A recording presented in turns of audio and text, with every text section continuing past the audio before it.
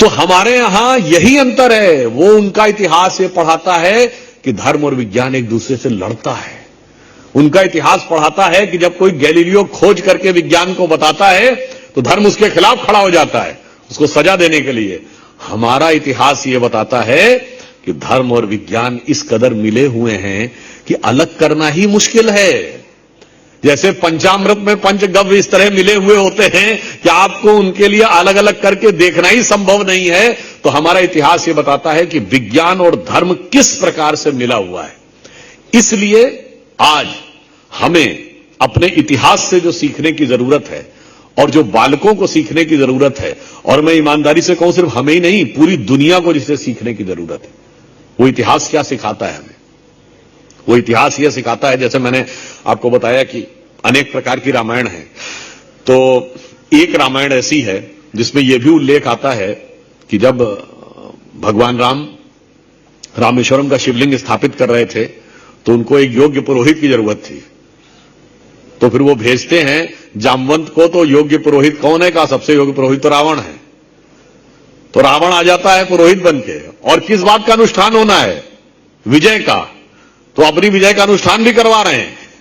फिर पूजा तो बगैर पत्नी के नहीं होगी, तो सीता जी को भी ला रहे हैं, और उसके बाद सीता जी को ला भी रहे हैं और सीता जी को ले जा भी रहे हैं, ले जा रहा है, और भगवान राम वहीं पे उसको पकड़ के बंदी नहीं बनाए ले रहे हैं। कह रहे नहीं, धर्म सम्मत होगा युद्ध, आखिर में धर्म से ही जीतूंगा और उसके बाद तब धर्म की स्थापना होगी। इसीलिए आप ये समझिए हमारे यहां इतनी विविधतापूर्ण चीजें हैं, इतनी गहराई है, और उसमें कितना सामाजिक संदेश छुपा है।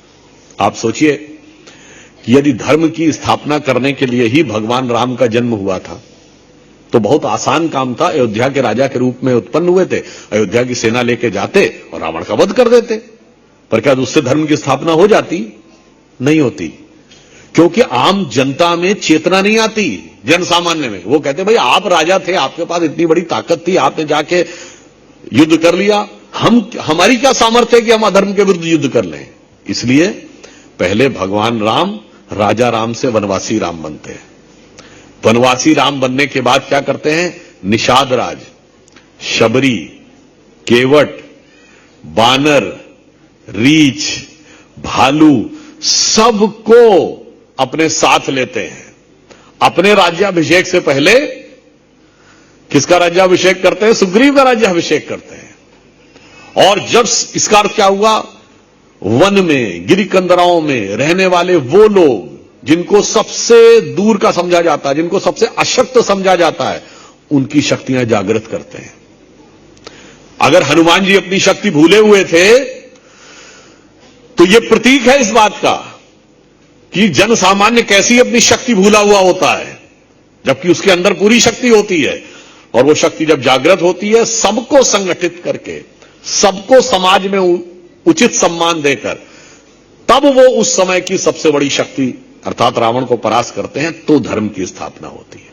इसीलिए हमारे समाज में हर व्यक्ति को सम्मान, हर वर्ग को स्थान, सबको देने के बाद ही एक नया स्वरूप आता। और अब एक संयोग ही देखिए कि जो राम के काल में घटित हुआ था वैसा ही कुछ कुछ अब जब राम मंदिर भव्य बनकर खड़ा हुआ है, तो आप एक संयोग देखिए कि जब राम मंदिर का शिलान्यास हुआ और उद्घाटन हुआ तो हमारे प्रधानमंत्री कौन? श्री नरेंद्र मोदी जी, ओबीसी समाज से। हमारे राष्ट्रपति शिलान्यास के समय कौन थे? श्री रामनाथ कोविंद जी, जो एससी समाज से थे। और उद्घाटन के समय हमारी राष्ट्रपति कौन? द्रौपदी मुर्मू जी, जो एसटी समाज से थी। और याद करिए जब 9 नवंबर 1989 को शिलान्यास हुआ था तो सबसे पहली ईंट किससे रखवाई गई थी? कामेश्वर चौपाल से, बिहार के, जो कि एससी समाज से थे। अर्थात यदि राम ने यह आदर्श दिया कि सबको साथ में लेकर उठेंगे तब धर्म की स्थापना होगी, तो राम मंदिर भी आज वही आदर्श दे रहा है।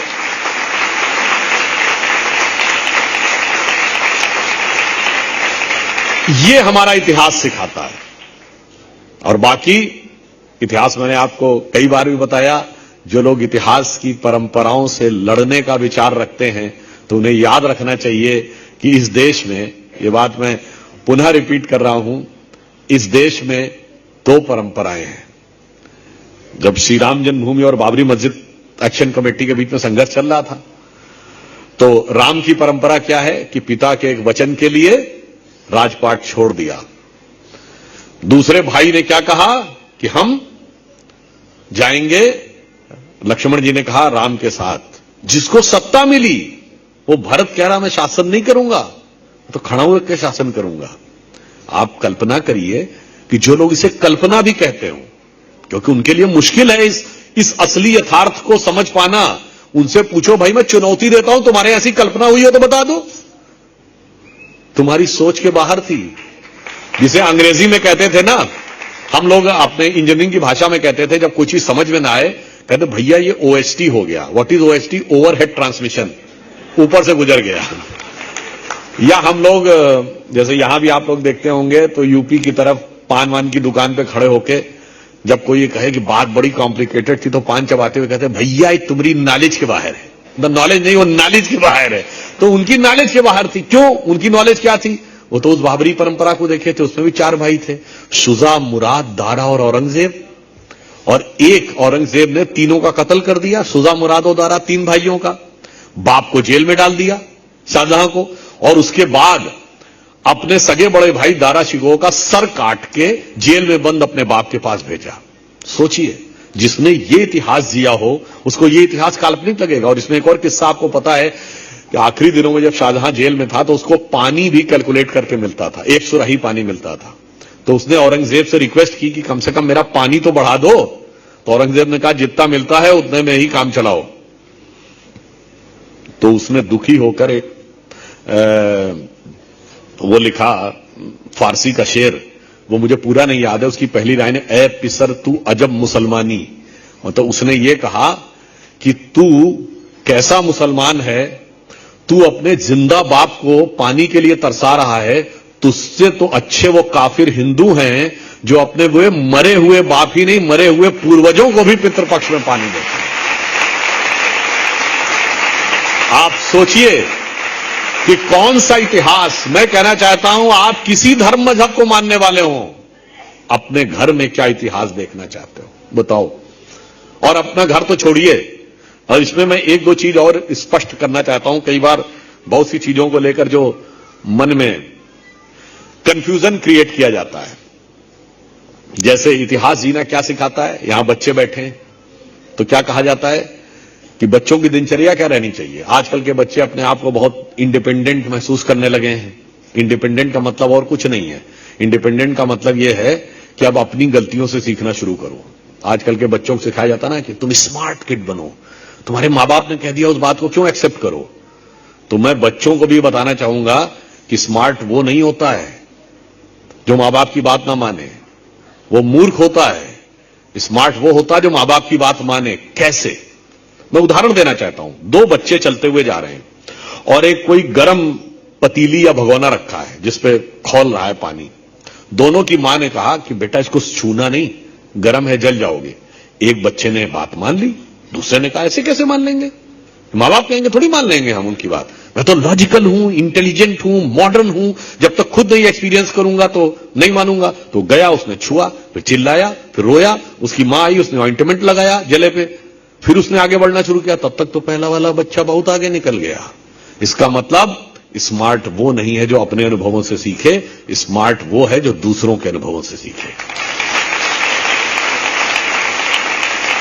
और हमारे यहां इतिहास में दूसरे के अनुभवों का निचोड़ परंपराओं के रूप में विद्यमान है।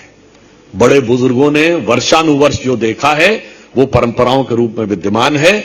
और वो क्या कहता है, जैसे भगवान राम के जीवन का आदर्श क्या कहा गया है कि वो अपने दिन की शुरुआत कैसे करते हैं, प्रात काल उठिके रघुनाथा, मातु पिता गुरु नावहि माथा।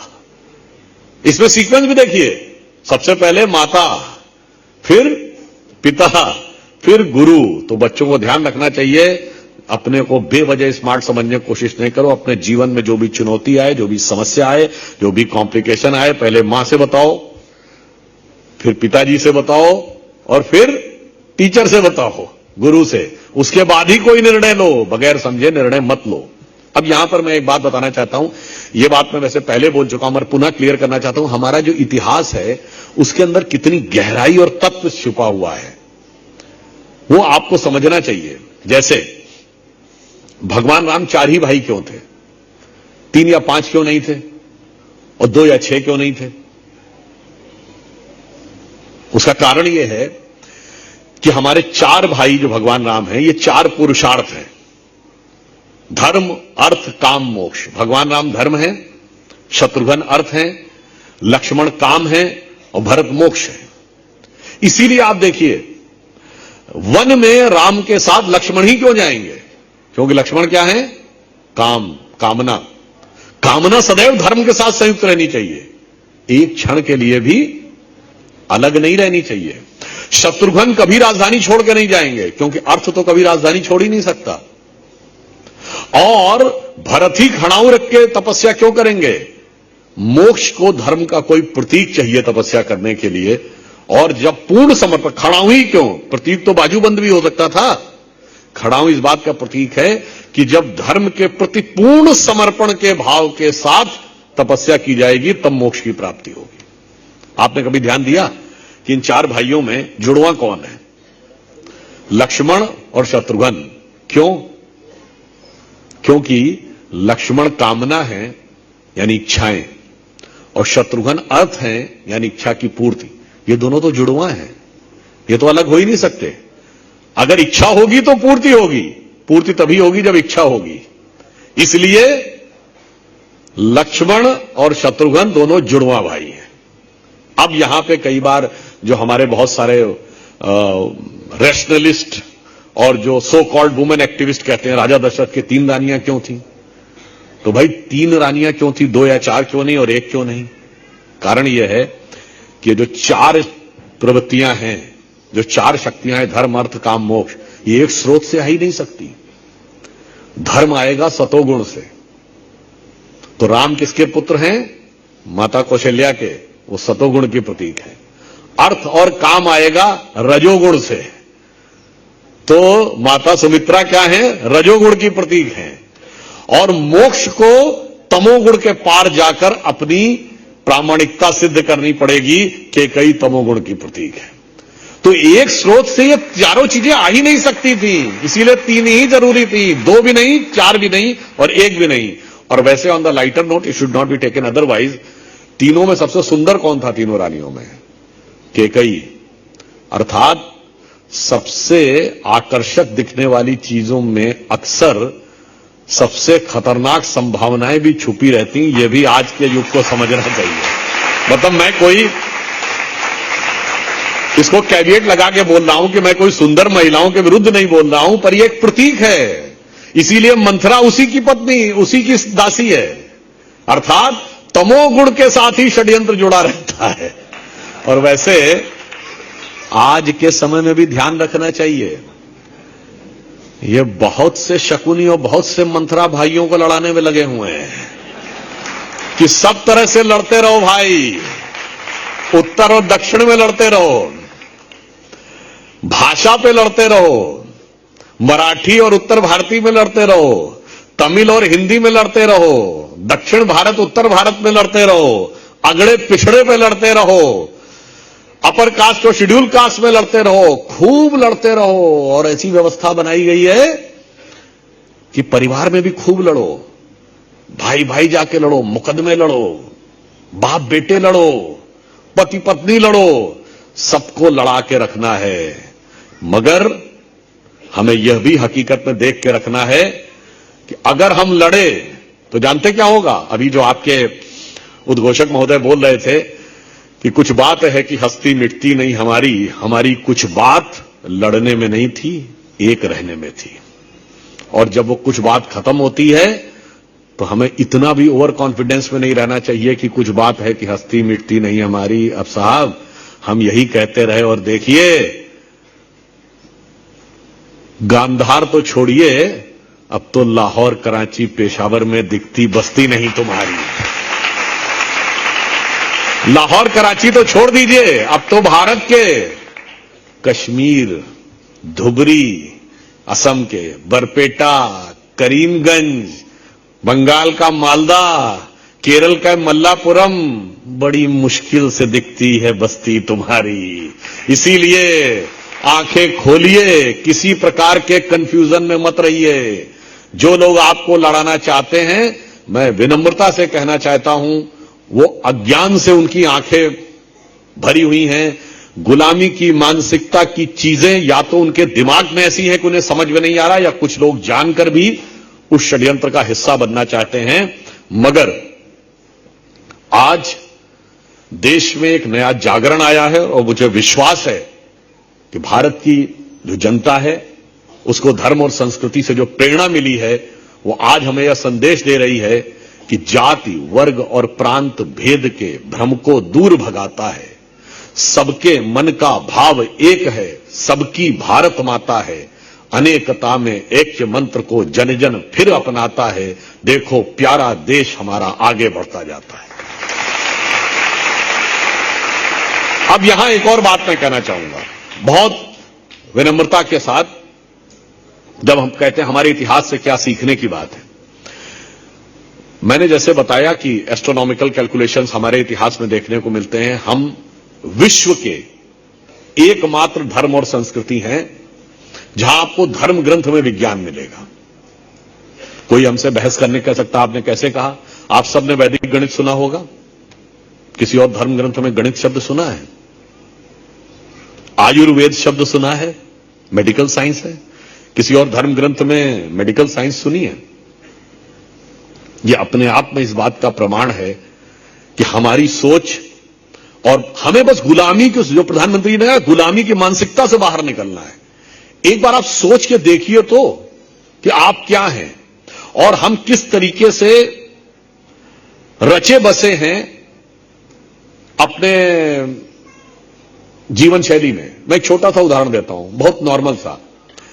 एक ऐसा भोजन है जो पूरे भारत में सब जगह खाया जाता है, बाकी तो हर प्रांत का अलग अलग भोजन है, मगर एक भोजन है खिचड़ी।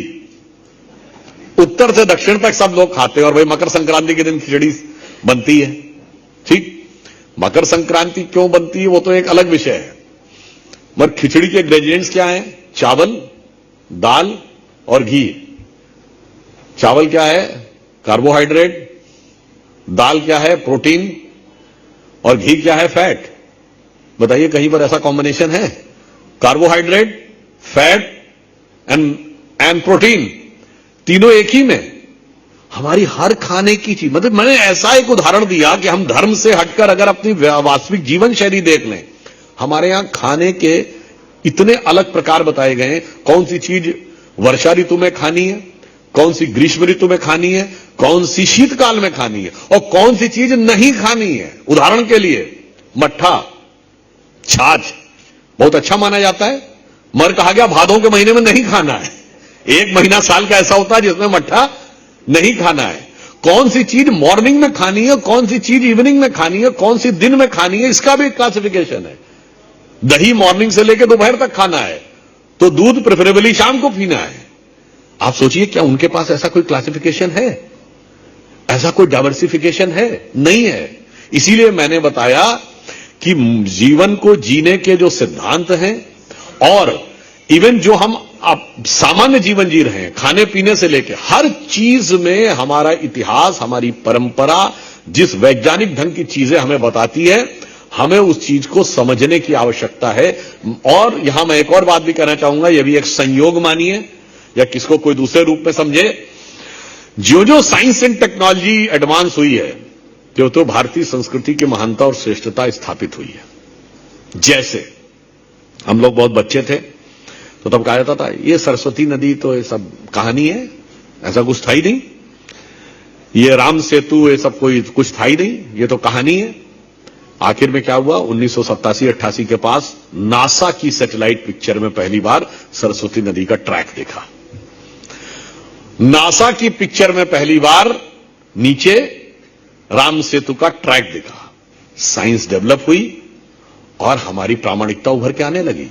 इवन मैं ये भी बताना चाहता हूं कि राम मंदिर के समय में भी, अभी अटल जी की जन्म शताब्दी हम लोगों ने मनाई है, लोग कहते हैं ना कि अटल जी के टाइम में राम मंदिर को लेकर कुछ नहीं हुआ था।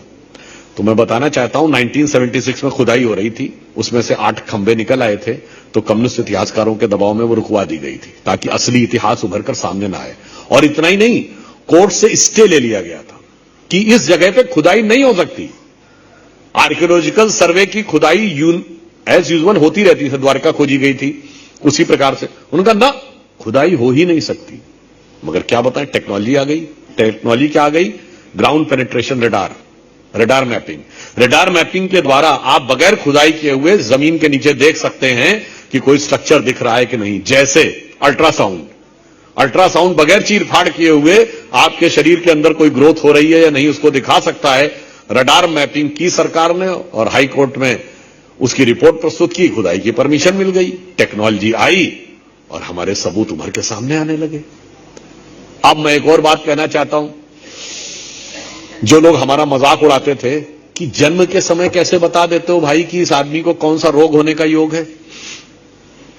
आज कहते हैं कि जब बच्चा पैदा होता है तो उसकी इम्बिलिकल कॉर्ड बचा के रखिए, क्योंकि उसका डीएनए एनालिसिस यह बता सकता है कि इस बच्चे को जिंदगी में कौन सी बीमारी होने की संभावना अधिक है, लिवर की कि किडनी की कि हार्ट की। और इतना ही नहीं, उन्होंने कहा कि ये वो भी बता सकता है कि किस उम्र में होने के चांस ज्यादा है, 60 में कि 70 में कि 75 में। तो पहले से ही आप अपने जीवन को वैसा प्लान कर लीजिए कि भाई अगर किसी को लीवर की प्रॉब्लम होने की संभावना है तो भाई 40 के बाद भारी खाना बंद कर दो वगैरह वगैरह। अब आप सोचिए कि अगर इम्बिलिकल कॉर्ड का डीएनए एनालिसिस बता सकता है, तो जो लोग विशुद्ध साइंस समझते हो तो डीएनए क्या है? एक मॉलिक्यूल के अंदर एटम्स का पैटर्न, एक अणु के अंदर परमाणुओं का जो एक पैटर्न है वही तो डीएनए है। वो ये बता रहा है कि कौन सी बीमारी हो सकती है और किस आयु में हो सकती है।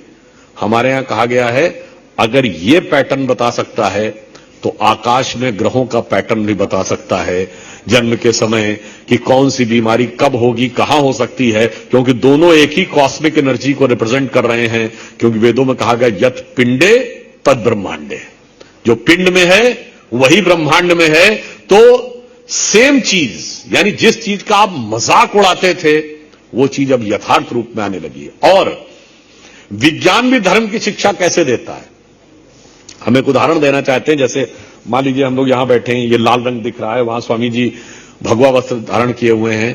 तो जिसने बेसिक साइंस भी पढ़ी होगी उसको तो पता होगा कि आपको कोई चीज लाल क्यों नजर आती है।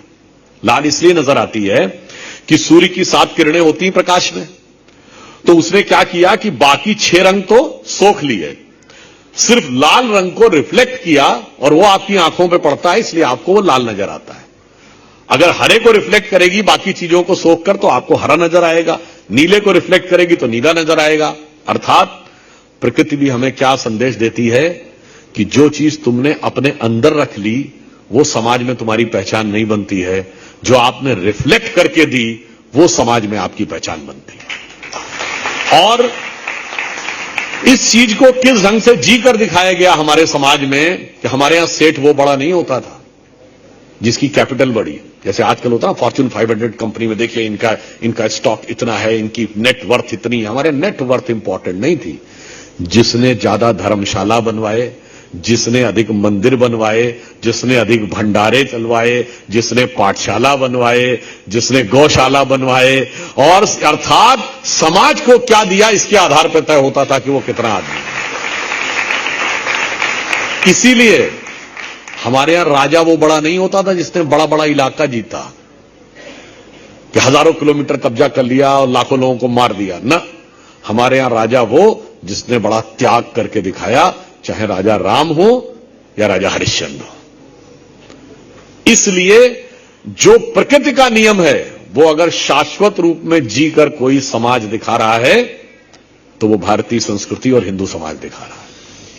मगर आपको यह भी समझना चाहिए कि बहुत सी शक्तियां ऐसी हैं जो नहीं चाहती कि आपको अपनी वास्तविक शक्ति का एहसास हो। जैसे हनुमान जी को अपनी वास्तविक शक्ति का एहसास हो गया था तो आसुरी शक्तियों को लगता था कि एक बार इनकी शक्ति जाग गई तो फिर हम कंट्रोल नहीं कर पाएंगे। तो इसलिए आज भी बहुत से लोग चाहते हैं कि आपकी शक्ति सोई रहे, आपकी शक्ति बिखरी रहे, ताकि वो शक्तियां जो भारत के अंदर सकारात्मक काम नहीं कर रही हैं या नहीं होने देना चाहती हैं, उनका कार्य बना रहे। अब मैं एक और उदाहरण देना चाहता हूं आपको, बड़ी सिंपल सी बात है। देखिए, टेक्नोलॉजी जो एडवांस हो रही है, वो हमको मैसेज क्या दे रही है।